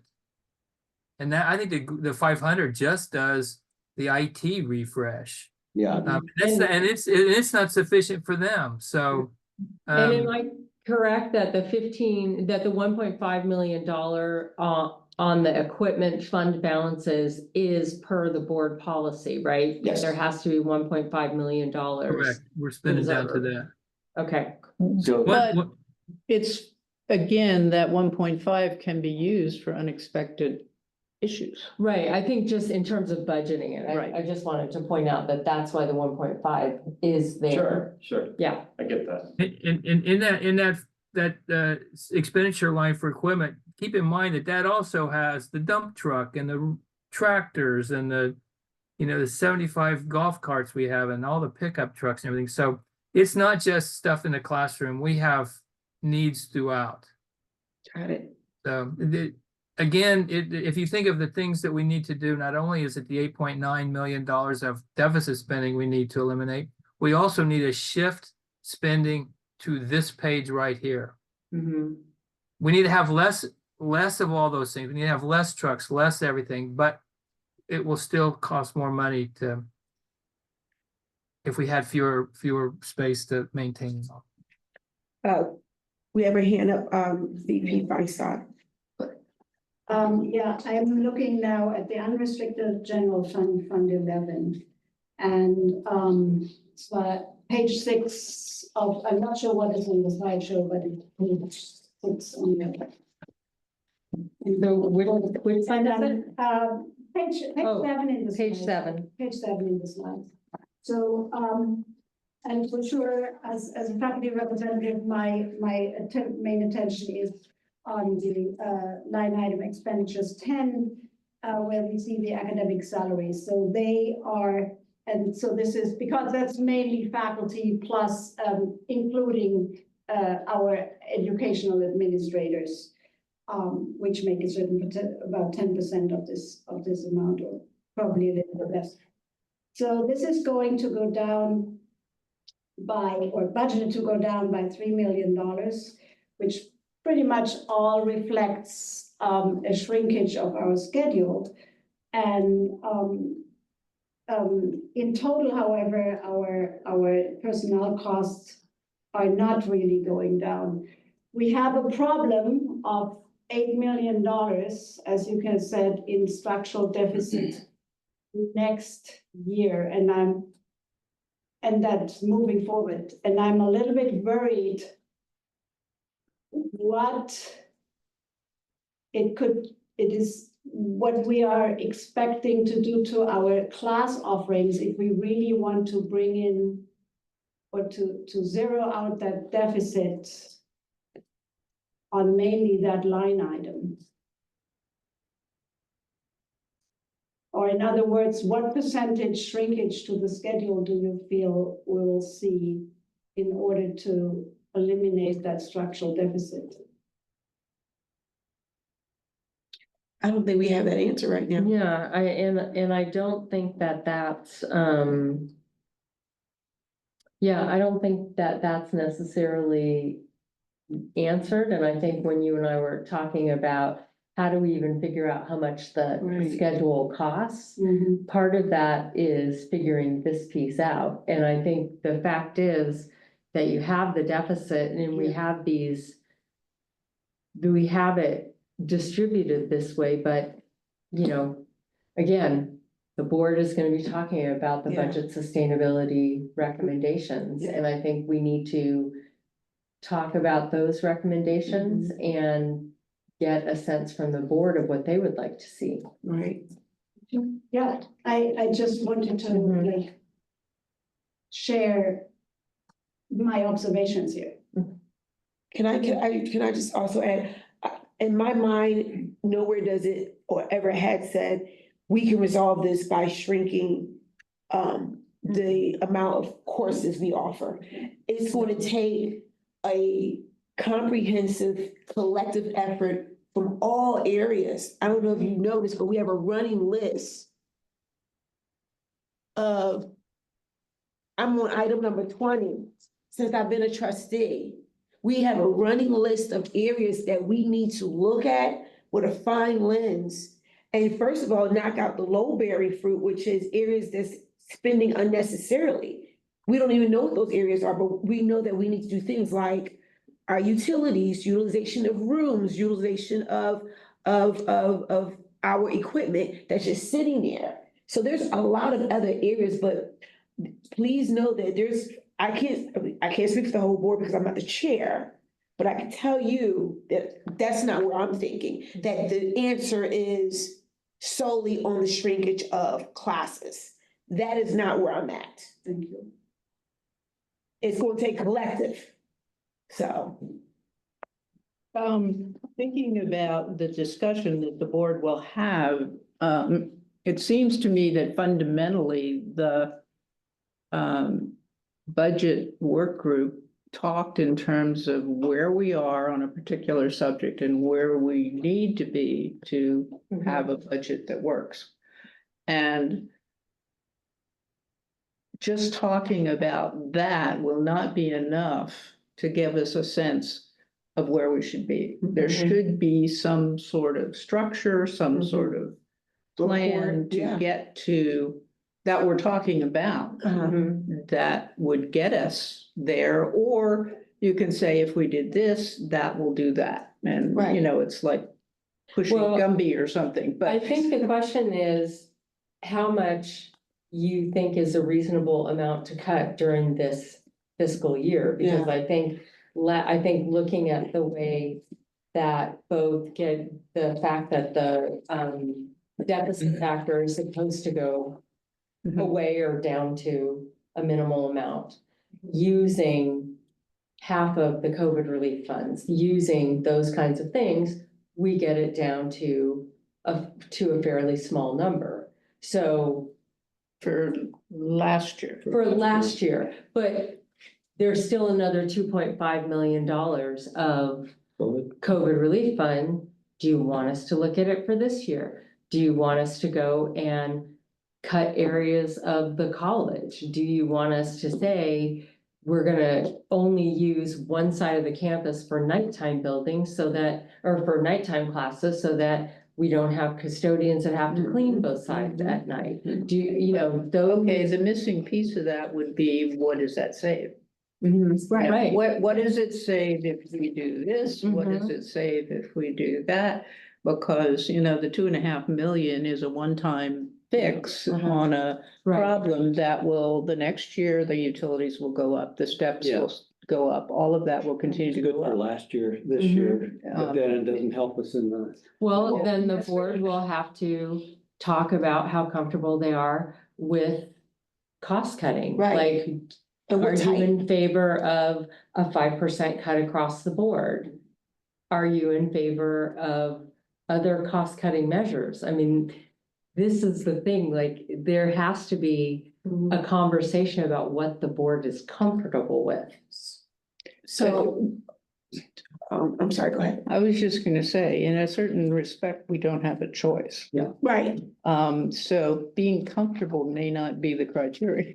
Well, I guess Um, my question is, I what think we'll happened in be 2016? Like, in 2016, you had a FICMAT report Right, and nothing happened. I agree. and that's So- a total frustration to me. So 8 years later, we don't have FICMAT, but we have the same situation. And 2 years from this, okay. as, you know, ignoring some of the one-time fixes, we'll So, have FICMAT again fixing it for us. okay, So- well, we don't know We that. don't know that. Let's not speak that into existence. We're not there yet. So from our budget forum, it was, we realized that we need to have a meeting and have these hard discussions and come out with a serious plan. So I have a couple questions. Well, 3 questions, not a couple. So first question is, Dr. Androgenis, I thought I heard you mention that we plan on having this type of meeting Yeah, this year, right? yeah, and we're We're planning to planning, send out a doodle poll. So Okay. you all can So, have okay. this conversation. good, okay, because I was under the impression from our last board regular meeting that this is needed. That, not the last board, meeting, but it was the Mhm. meeting when, Feinstock, VP Feinstock presented in May. We were like, okay, we need to have this meeting.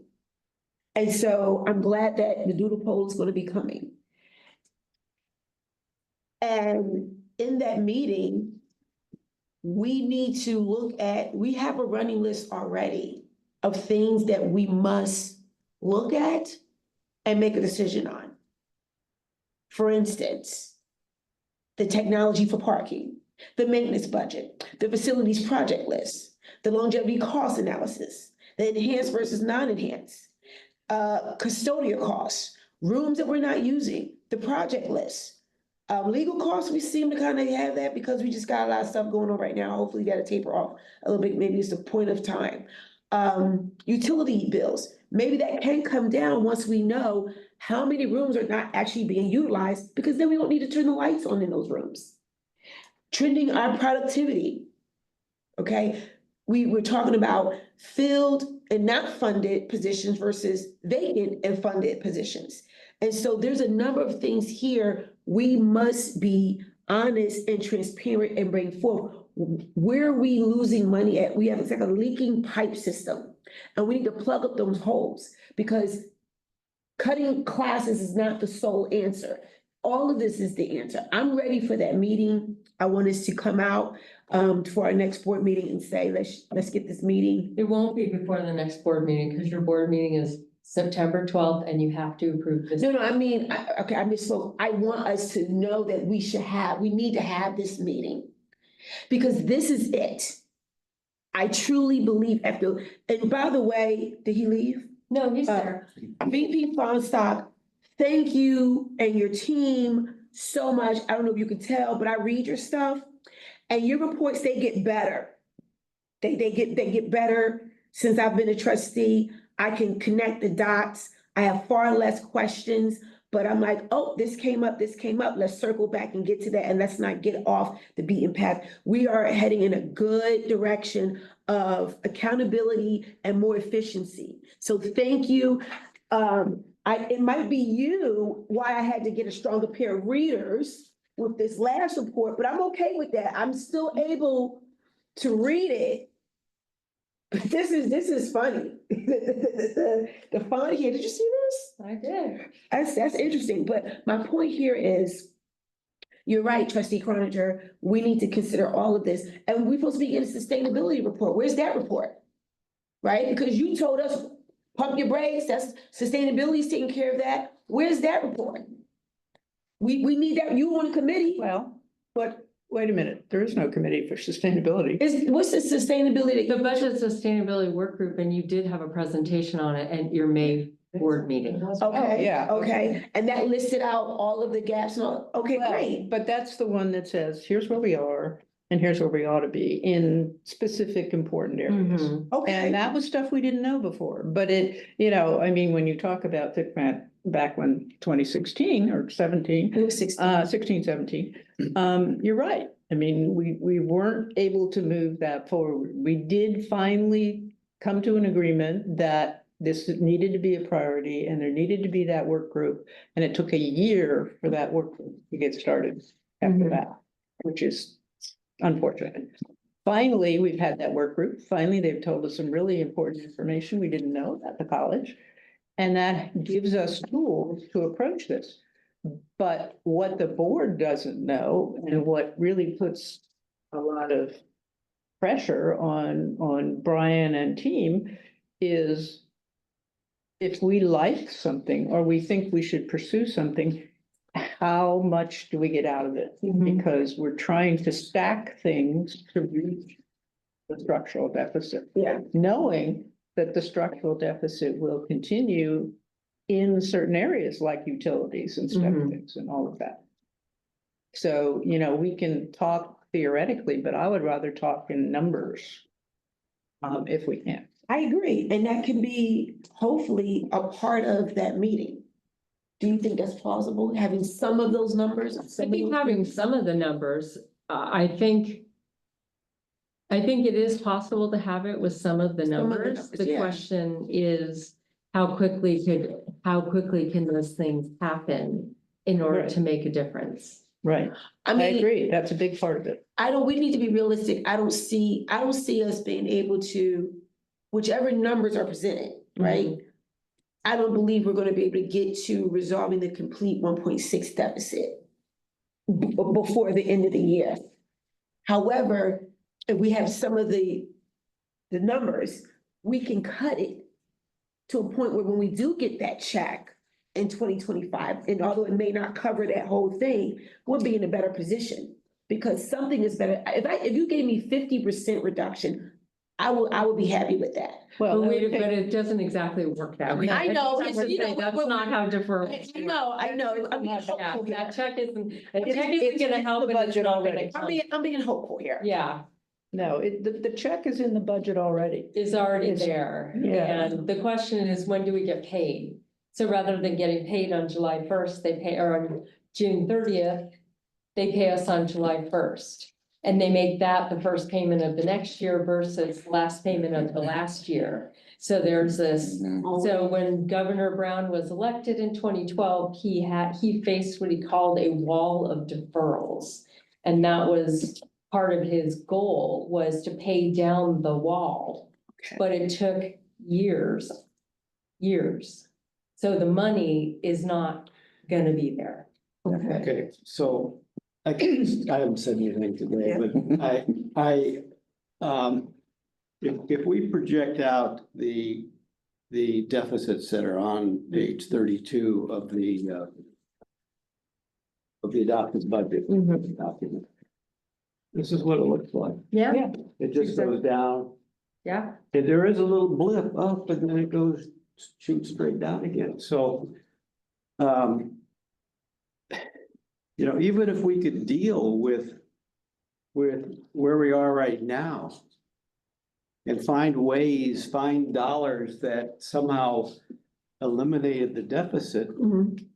That's not enough, because if the projections are right, it's just gonna keep going down and down and down, so. We've gotta find some really dramatic changes. They have to come, and we've talked about it. We gotta do it. Yes. We gotta identify what it is. I mean, there are lots of small things, yeah. As any organization faces, they're just, you ask 20 people, what could we do to save some money? And somebody would say, well, you know, get rid of that copier, or, you know, you can find things, but that's never gonna do it. Right. What you Right. need is fundamental change. And No, I I'm don't, with you. and I don't think we've got to see what that is. And I don't know what it is. I mean, I've heard things about, you know, efficiencies and Mhm, classroom sizes mhm, mhm. and so on and so forth, but, Like maybe at this future meeting, we could have you said dramatic change, plan number one, A, B, and C, and it just, we depending on gotta, how dramatic we want to be, we and gotta, look at it. we gotta do something that bends this line. So it's Yes. going like that. Well, just bend it. Let's get the bend part first. That's Well, like actually, stage one. And just a reminder that it, again, and Brian pointed it out, we're not maintaining our facilities. So that's not a piece of our deficit that shows up by $11 million. Yeah, well, that's one of the reasons we're doing a bond measure. Right, so. But And- that's not a way to fund the college. And It's a way it's to, there are ways the bond measure will help. No, I just mean, Yeah. we've got to deal with our budget as an ongoing No. budget with Sure. ongoing money, not, you know, Sure. can I have a bond every few Yeah, years? and if we because don't we're deal behind? with, if we Well, don't, we only had one bond, so, if we don't deal Every with few years. infrastructure, which is what the bond does. Right. The demands for maintenance and so on just gets bigger and bigger and bigger instead of going down and down. Yeah, and down. I'm not talking about the bond. I'm just trying to talk about being real about our budget and Yeah, well, having. that's a what we're budget. doing now, because according to you, at our last meeting, we've never had it this transparent before, No. we right? haven't. So now at We've been least, trying. now we are being transparent and we have a better insight on all of these areas that needs to be addressed. So that was like step number one.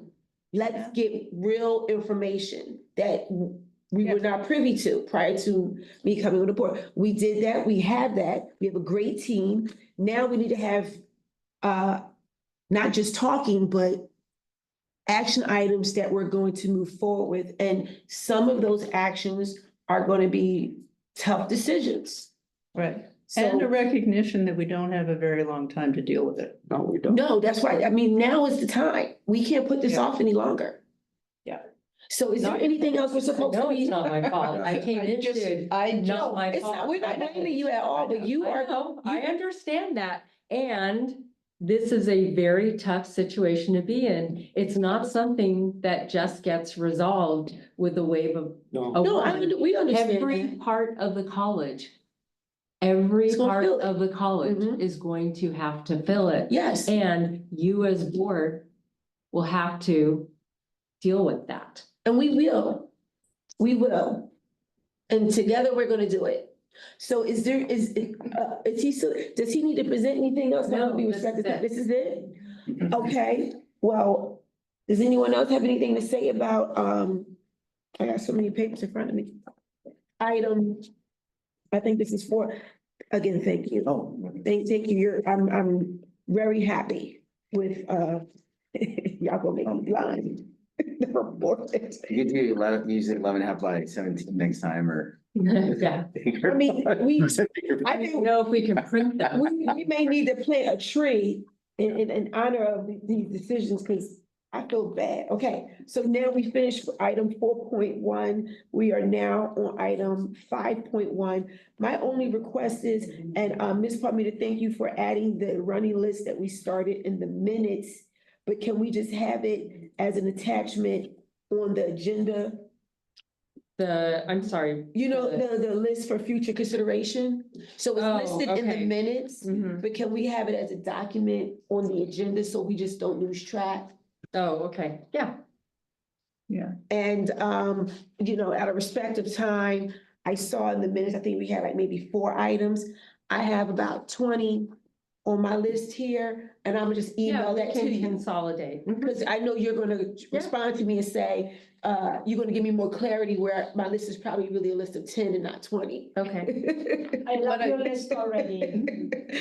But well, half of it's not gonna get done. No, no, Just so you know, I- because there's no money to I- do the majority of stuff there, so people need to really understand. No, I get You it. have to manage expectation. No, I know, and that's, Okay. you do a great job helping me with that. Cause I wanna cure world hunger, so thank you. Good luck to you on that.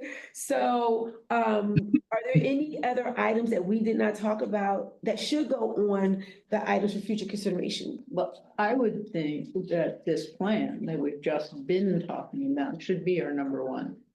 Okay, well, we do, we have a tentative meeting of doodle poll is gonna go How out. do you describe the plan? What plan? Plan for addressing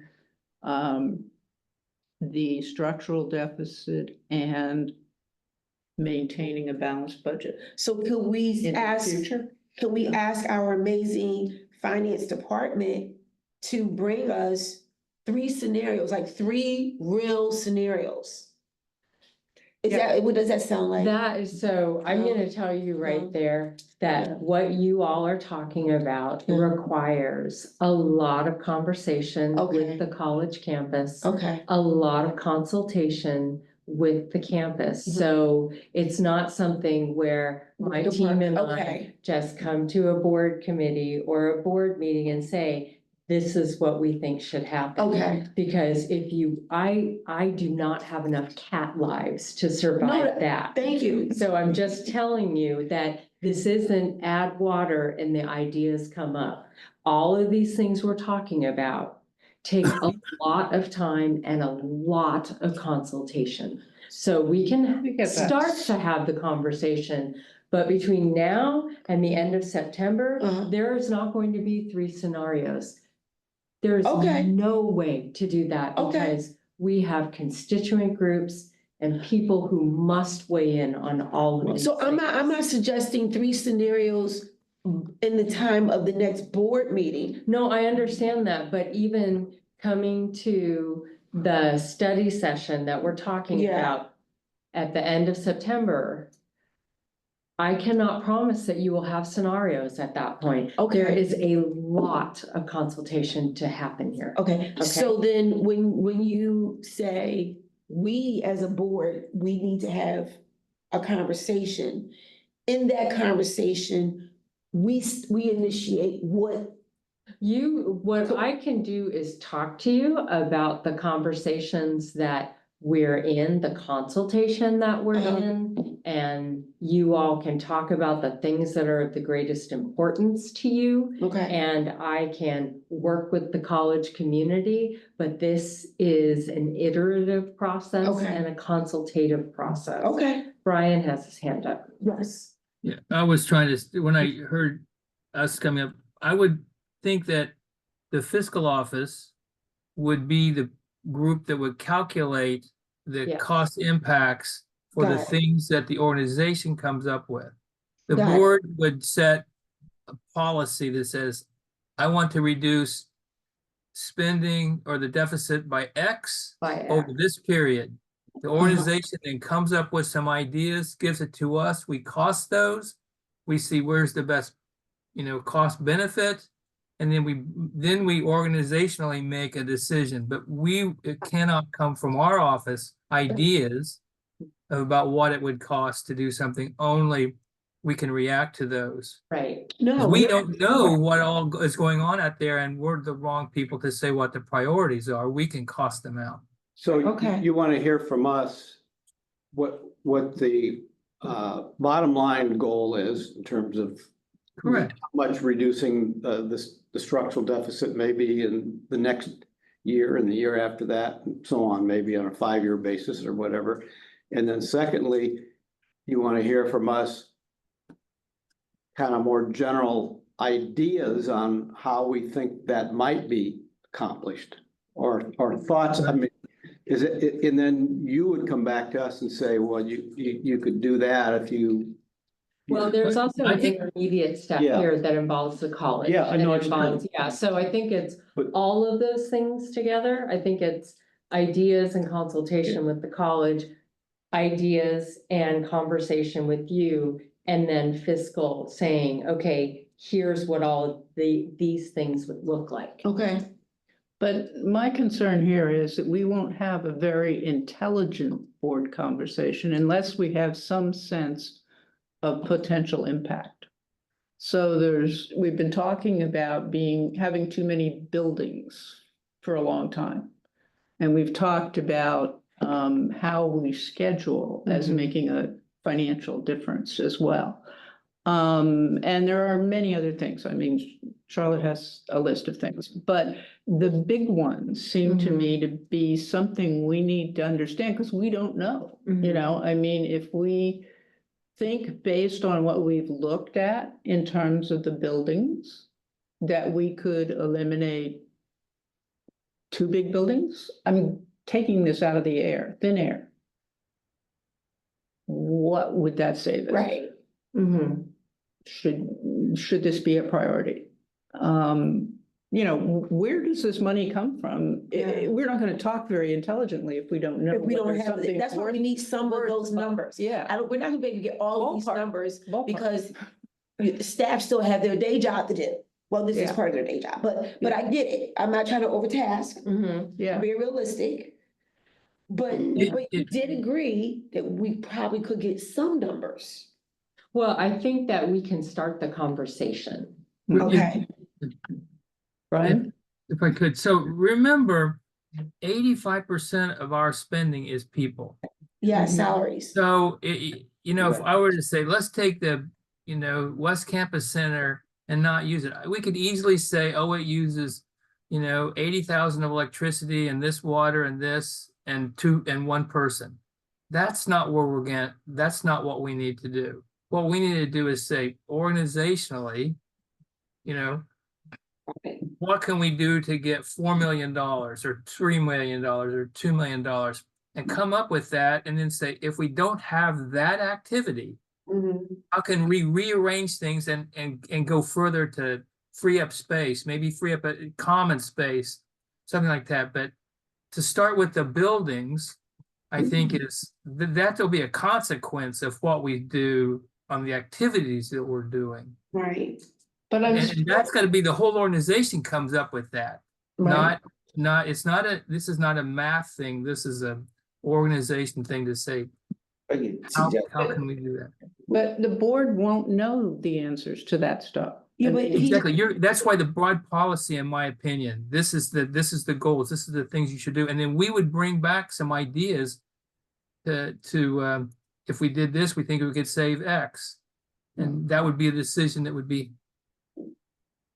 Anyway, that's this is a huge task though. Yeah, no, Yeah, and I'm afraid it's gonna take another 2 years. it's not gonna take another 2 years. Yeah. We think it's not gonna take another 2 Yeah. years. Because, Purvis said, not telling you where to cut, other than maybe some sodas, I'm just joking. That's not, back to Erica's, that's not my job. I can tell you that I spent a lot of time thinking about this. I see the numbers, so did Brian. I would, just throwing a suggestion, I want to build off something that Erica mentioned, and I think this is like low hanging fruit, like stuff right here. One is, you talk about bending the curve. How do you bend that curve and manage that curve? Right. And back to Erica's implies, like, okay, if hypothetically, you said, you know what, we want to do 2% this year, add another 2% next year. Then if you frame it, then Erica has something to go back and say, guys, the board says, here's the framework.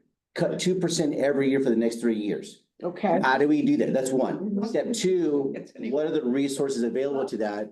And there's, No cuts were made since 2016. Yeah. So you don't go from 0 to 8% No. in a single year. I can tell you, I have been through this. It's not gonna happen. Well, what we could do Okay, I is, have done this. yeah, from a modeling perspective, In a we single can make, year. yeah. We're gonna have to have a I'm not saying it multi-year will. process. okay, Yeah. Can But- Mr. Rudy finish? At that I mean, level. Now, from an Excel perspective, accountants can make anything go away in Excel. But my suggestion is, right, I think that this is where people can look holistic and say, okay, want to talk about scenario, I'd say, okay, what if we do a 2% per year decline, right? Manage that curve. That's a scenario. What if you do 3? And then I would think that as a group, as a college, we could collaborate. How can we accomplish that? Right. That's 1. 2, in the meantime, to manage that curve, Erica mentioned something that it comes to my heart because the accounting group, we love to track things. Okay. Mhm. And we don't like to do things after the fact. We're saying the 2.5 million of COVID money, we're gonna go back.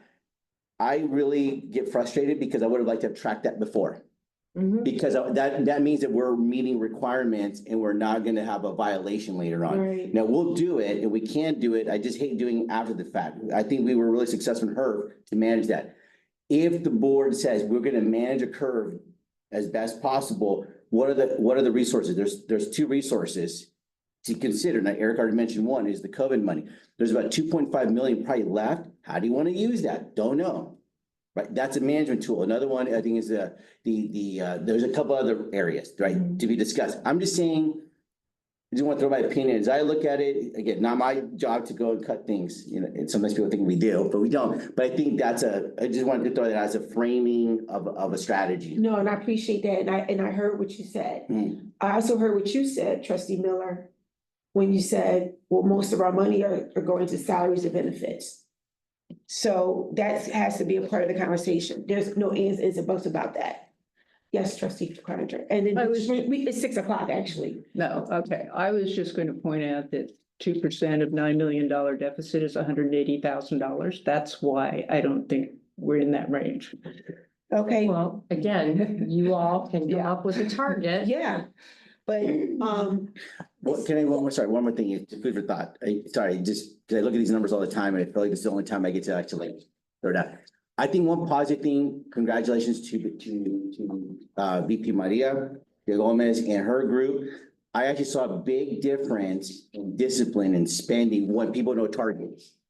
Once you knew a target, And I- that's supplies, and all Yes. kinds of things at the end of the year. yes, A lot of people did a great Yeah. job Yeah. not Yeah. spending money Yeah. at the end of the year. yeah, I think a huge positive, a year ago, we did, this board supported, well, actually even more than a year ago, supported Brian, this idea of this forecast, yeah. early warning. Mhm. About a year or so ago, right, we sent it out.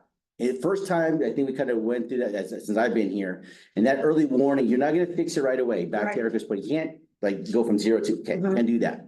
Unless you have a Tesla, I guess you can go like that, but it took time and it was rough, and I can tell you right now, I've looked at the numbers from, this month, last couple of months compared to previous months. Mhm. Big difference. VP Villalobos has been working with her group to get this down.